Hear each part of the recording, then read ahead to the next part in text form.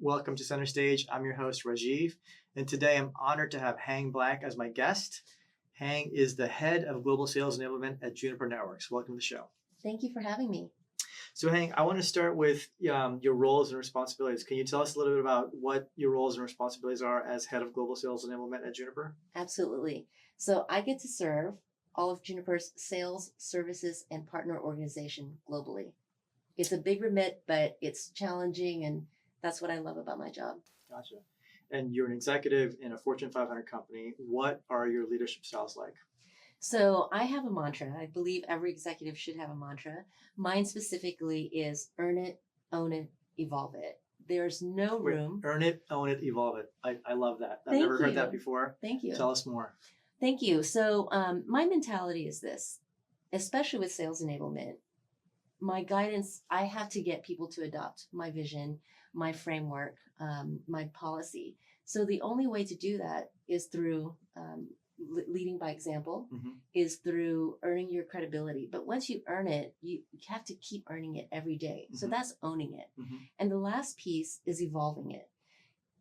If Albert Einstein said the definition of insanity is doing the same thing and expecting different results, I would say at the speed of innovation that we have today, if you're not ahead of the curve, you're falling behind. So you've got to continuously evolve and innovate. 100%. I couldn't agree more. So sales enablement, we were talking off camera, it's been around for many years. And it's, I think, catching a little more fire these days. More and more companies realize the importance of sales enablement. Tell us, what is your sort of view of sales enablement as it stands today? Well, let's talk about where it has been, Sure. which has been training specifically around sales skills, and then soft skills, maybe some tools and process, and then eventually it became all about the product. Sales enablement today is about nurturing the whole salesperson. So it's product, it's soft skills, it's management coaching, it's all of those things. And it's not just altruistic, because we know that if you can keep your top sales talent for more than 1 year, their year 2 is typically 1.5 to 2x. If you can keep them past 2 years, beyond that, they are 3 to 4x their annual first year quota. Okay. So it's not all altruistic, but of course we also want to serve our people. And that's actually one of the things I love about working at Juniper. Our culture is our tenet. We live by the values of build trust, be bold, deliver excellence. So they had me right there. There you go. Yeah, when I think about the world of sales enablement, I think of a very close collaboration with marketing and sales, and really, working to understand the different personas and the customer journeys, and then creating the right type of material to support your SDRs, your AEs, your boots on the ground. Is that a way you work? Is that how it works at Juniper? Do you have a close alliance with marketing? And how do you sort of define the personas across all these different products and offerings that you have? Absolutely. And one of the roles of sales enablement, which is why it's become such a much more strategic function, it's not just delivery, it's curation. It's working between the different organizations. So I actually have I've had the unique experience of starting as an engineer and then a product manager and then product marketing. And then I did what I would call sales enablement from marketing for sales. And you'll see a trend now where sales enablement has moved specifically into sales reporting, into executive leadership. And the reason is we get to be that translation layer. We get to make sure that help marketing land their messaging and drive adoption. Yeah, I think it's a really good point in terms of having the right curated set of content and not just creating content for content's sake, because then you have this massive, stuff, and it's really sort of hard to navigate to find the right relevant content that can actually move the needle. Yeah. So what I've seen is content has gotten to where it's just too much, right? We have this phrase at Juniper's, I can't keep up. There's just too much content.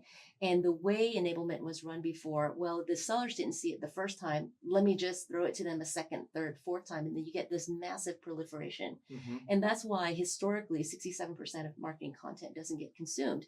And marketing is trying to do the right thing. And that's where our job enablement is to remove that marketing and sales friction and partner up.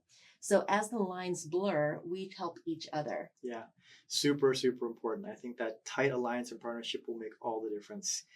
You said something interesting, which I want to let the audience know. So for those of you who know, Hang Black actually has a degree in chemical engineering from Texas A&M.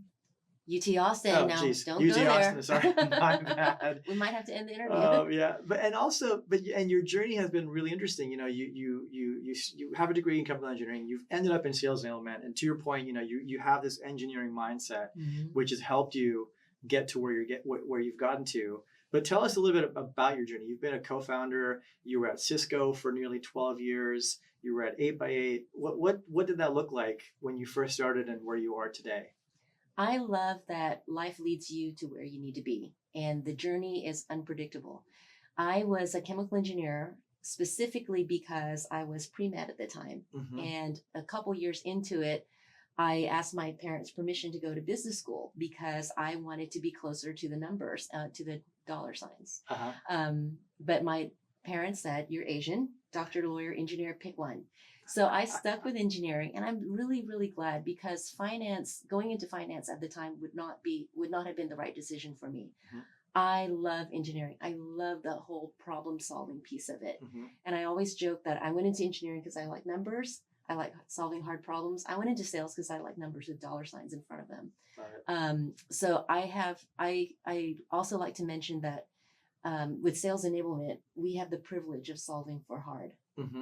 So with my journey, as you mentioned, 14 years at Cisco, 11 of which were service provider, and then the last period in enterprise mobility and cloud. I left Cisco about 4 years ago. I was an entrepreneur for a couple of years, which was wonderful. It was exhausting, and it was wonderful because I got to see so many companies outside of the networking infrastructure ecosystem, and I got to really accelerate my personal learning of sales enablement. And then I ended up joining one of my top clients, which was Gigamon in cybersecurity, a space that I love quite a bit. And I got an opportunity to go to 8x8, take on a bigger role. I was there for a little bit and was able to meet some great people, do some great things. And I just got an opportunity I couldn't refuse. With Juniper, I almost feel like I'm coming home a little bit because I'm back at a company with a really wide breadth of portfolio. And if anything, it's gotten a lot more complex than when I left Cisco. The personas have multiplied as far as the different sales and services personas that I need to accommodate. The portfolio is immense and complex.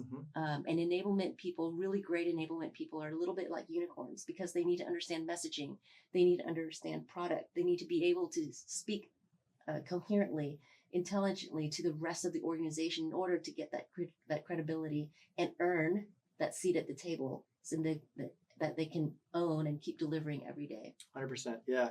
And I like how you framed the solve for hard, which I think makes a lot of sense.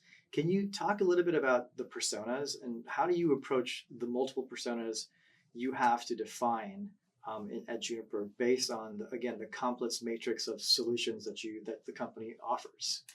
Well, as with anything today, it's just gotten, like I said, more complex. We've got SDRs, we've got telemarketers, we've got traditional AMs, and there's flavors of AMs. We've got traditional partner account managers and different flavors of those. And by the way, when this becomes extremely dynamic, everything that we're doing internally, we'd like to be able to repurpose for our external partners because they are also part of our community and our family. Sure. So with that, we've got our services audience, our SE audience, and then we've got segmentation on top of it. It's quite matrix and fluid. So what we need to do is, it's almost like having a university where you have to build a course catalog. There's some things that you can prescribe, call that your core curriculum, and then you've got electives and you've got to let people select. But generally what I tune in for is 80% similar and then 20% customization. But that 20% customization is almost as important as that 80%. But I try to make sure that we have that we don't make work for people, that that we know what they need Right. at the core, but Right. they know what they need on the periphery. And the customer has actually gotten a lot more savvy than they Mhm. used to be. So meeting the customer where they're at, so they don't have to do that heavy lifting, Mhm. knowing where they're at and providing that the right collateral material along that customer journey, I think can really make a big difference. Right. And I'll tell you why the industry trends have moved sales enablement into sales. Who knows the customer best? It's a question. Right, the customer. Who knows the customer best? The customer? Yeah. Who inside the vendor's organization knows the customer best? Sales, Yeah. right? And so who knows what sales content sales needs? Sales. Mhm. So that's kind of why the industry has moved that direction. Yeah. And that's why it's become such a much more strategic objective for the executive staff. So, Hang, why do you think sales enablement is an important investment for companies today? Well, we all agree in general that the buyer's journey has gotten more complex with digital disruption. And its industry data points to the buying committee has moved from a one-to-one relationship, buyer to seller, to over time, I believe we're at 10.2 now. 10.2 touch points. 10.2 Multiple touch points. decision Exactly. makers. Multiple decision makers, a more complex buying process Yes. on the buyer's journey. So if we know that digital disruption has made the buyer more sophisticated, then we have to assume that the seller is more sophisticated. So we are no longer in the age of marketing tells sales what to sell and when to sell it with a one-to-one relationship. We actually need to engage our sales community as part of that enablement journey. So every company that I consult or work for, I create what's called a Sales and Services Enablement Council. Okay. So think of everyone that's trying to feed sales, corporate marketing, field marketing, finance, sales ops, me, everyone who's trying to feed sales actually gets an audience with our top sales leaders as well. Okay. So there's a negotiation that occurs as far as, well, this is very important. No, this is very important. And we get to test and pilot and offer our opinions to everyone who's trying to care and feed us. The council. The council does. Love And that idea. because of that, we earn the credibility. And again, it's all about earning credibility in your seat at the table. Because of that, we earn credibility with our sales team. We are close to the field. We understand, we're listening to them, Sure. which means their customers get a point of view and a voice as well. So we prioritize. So the thing is, as you get into a more complex organization, a more complex portfolio, you still have one seller with very limited attention span. So if we're not able to deliver bespoke enablement to them, we're going to lose the most important content and the most important messaging to them. And messaging, by the way, is not always about product. It's about sales process. It's about methodology. Yes. It's about tools that we're rolling out. It's about negotiation skills, all of that. But it's my charter to have my team be always on top of the industry and continuing to refresh our sales team. Yeah, and I like how you're phrasing this sort of the bespoke solution. It's very, very true. Again, going back to define this personas, what are their pain points, what are they looking for, and how can you create those bespoke solutions that's going to meet them where they are on their buyer journey. Exactly. Yeah. And furthermore, we're always challenging our sales team to be a trusted advisor, which means they have to be ahead of the curve. They have to be able to offer guidance and thought leadership. Going back to being evolving. Exactly. Right? Going back to evolving. Yeah, very important. And, essentially, what we treat our salespeople, they're my customers. So just like we coach our salespeople to listen to the customers, I listen to the sales teams. Just as we say we need to be able to offer value to our sales team, to our customers, we try to make sure that we're continually offering value to our sales team. What do you think you need to be successful in a sales enablement leadership role? First and foremost, executive sponsorship, full stop. And from executive sponsorship, we would also need adoption from our executive peer sales leaders. Okay. Because the former will drive the latter, and then the latter will drive both credibility and adoption among the masses. And how are you accomplishing that? What is your style in order to achieve the former and the latter? I'm a constant learner, and I'm generally quite positive too. So I believe energy is contagious, and people look at how you lead. People look at your people look at if you people watch if you are living your values. I work really hard. I don't need to be the smartest person at the table, but I work really hard, and uh, and that's the work ethic that we proliferate at Juniper. It's fun, but it's hard, and we are honored to solve for hard, and that's what we want to do for our customers. I love the Juniper brand of engineering simplicity. We run our our goal at Juniper is to run the network and run the infrastructure so that our customers can run their business. Engineering simplicity, Engineering which simplicity. is a lot harder than I think it on the surface and what it actually takes to make it simple. Yes. A lot harder. Yes, and because the sales force and the services forces are my customers, sales simplicity is my goal. And we talked earlier. You mentioned culture at Juniper. Can you talk a little bit about what's the culture like at Juniper, and how does that sort of embody your ability to be a great leader? The culture was definitely the clincher for me. The values are be bold, build trust, deliver excellence. You can't get more simple and impactful than that. And it comes from the top. We have a culture of respect, integrity, quality, work ethic. Like I said, it's fun. I wake up, I believe you'd ask me offline, what does a normal work week look like for Hang? Yes. If I'm not traveling, I'm at my chair at 7 a.m. I love, I don't mean to sound like a geek about it, but I love what I do.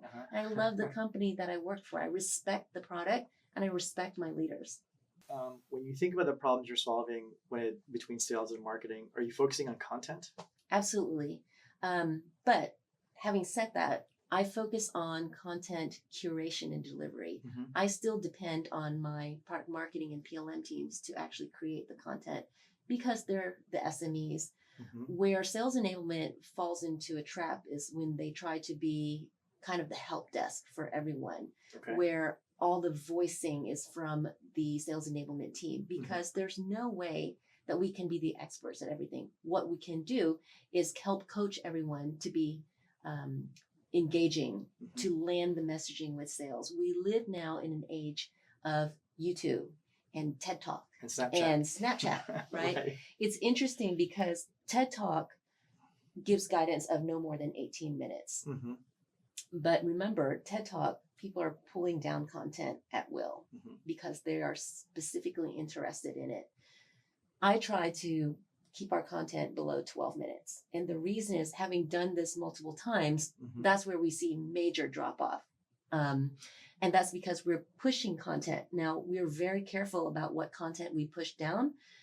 And what we have is a very specific guideline of what we need in that 12-minute module. What's in it for the customer? How does it make us better? How does it fit into the rest of Juniper solutions? What's in it for the rep who's listening to us, or the partner rep, or for our partner community? What's in it for our partner community? And the call to action. Now, the call to action is what replaces the other traditional 48 minutes of a webinar, because people can go find that content when they need to. It doesn't have to be delivered immediately all the time. And when you say 12-minute content, are you referring to a video? Is it what does that look like? Typically, they're videos.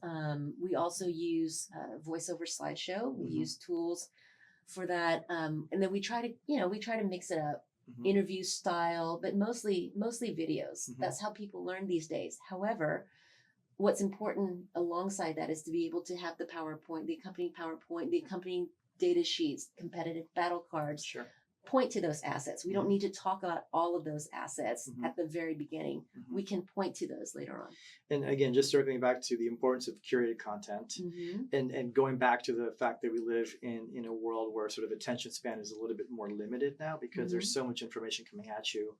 What is your thought on the importance of these sort of tidbits or bite-sized pieces of information, and then that's curated, and then going sort of deeper once they sort of know what they need from this bite-sized content to then get to the 12-minute video or whatever that may be. Yeah, so our launch point is the 12-minute video. Okay. So that's the launch point that has an typically accompanying web links and call to actions. Here are some further webinars. Here's some further information, collateral, assets. So that's kind of the launch point. That's the starting point. That's the starting point. Okay. Where I see enablement going is using AI and automation. Okay. So where we've gotten to bite-sized, digestible, agile content, it needs to be better, not perfect. It doesn't need to be incredibly polished that takes 8 weeks from a vendor. It can be created by your content creators with a little bit of coaching from enablement. Beyond that, where I see enablement going is the just-in-time delivery. And there's a big tool set that's exploding around that as well, as far as when you're in this specific sales stage with this type of customer, with these types of personas, this is the content that will help. Just in time, almost intent personas, intent buying. Exactly. And we've talked a lot about AI on my show because it's a hot topic and it encompasses every facet of a company. What, in your perspective, excites you about AI as it pertains to sales enablement? That's a good question. I think AI. That's a good question. I think AI will drive behavior because content, as you know, is so difficult to find. So having it served up and having it served up in a way that is specific to that seller's experience. Right. Again, if you're in this type of stage of a deal with this type of in this type of vertical, deals that have won. So here's the automation piece of it. Yes. Deals that have won have used this pitch at this stage, have used these trap setting questions, have used these objection handling content. Right. That's kind of where we can start to see acceleration. So there's a structure, there's the algorithm, you plug it into AI, it feeds that, you learn from it, it gets smarter, and then you get better and better at all of those different hooks and ways to convert that seller, that buyer. Exactly. So the machine just keeps getting more intelligent. Yeah, love it. Awesome. So as head of global sales enablement at Juniper Networks, what is your definition of sales enablement? For me, sales enablement is developing an elite sales team, providing them with relevant content, efficient process, and consistent technology. And the reason that's a little bit of a mouthful, anyone can enable a sales team, but I think of it as developing an Olympic sales team. Okay. Which is give them the protein powder, the regimen, give them the apps, even a playlist, right? To become much more, to give them the tool sets to become successful, Olympic ready. Right. Champions. Exactly. So if content is not relevant, then why are we making it? If process is not consistent, we're not going to follow it. Yeah. And bringing in technology should not be to band-aid bad behavior, but actually to accelerate sales, the sales process. Sure. And so what are your current top sales initiatives at Juniper? So I break down my mission in 3 pillars: onboarding, ongoing, excellence, and underneath all of that, talent, leadership, and culture. Okay. So if I think about building a house, I've got to do all of it at the same time. So the first thing that we did was built out the framework around it. Now that we have the framework around onboarding, then we've got to build out the actual rooms and fill it with furniture, right? So think of that as, for onboarding, we built out persona-based learning paths, prerequisites, post-requisites, and we're continuing to build that system. Okay. For ongoing, building out the enablement council, getting them to to select and identify our content, and then rolling out that program. So that becomes a machine. Okay. Then the excellence part is around the tool stack, around processes, and hooking those together. This would be like the landscaping and the lawn. Exactly. Well, the landscaping and the lawn is all about talent, leadership, and culture. Okay. So it's all, we're building it and then we beautify it. Yeah. But it's all about building scalable, flexible framework. Gotcha. And where do you see the organization in the next 5 years?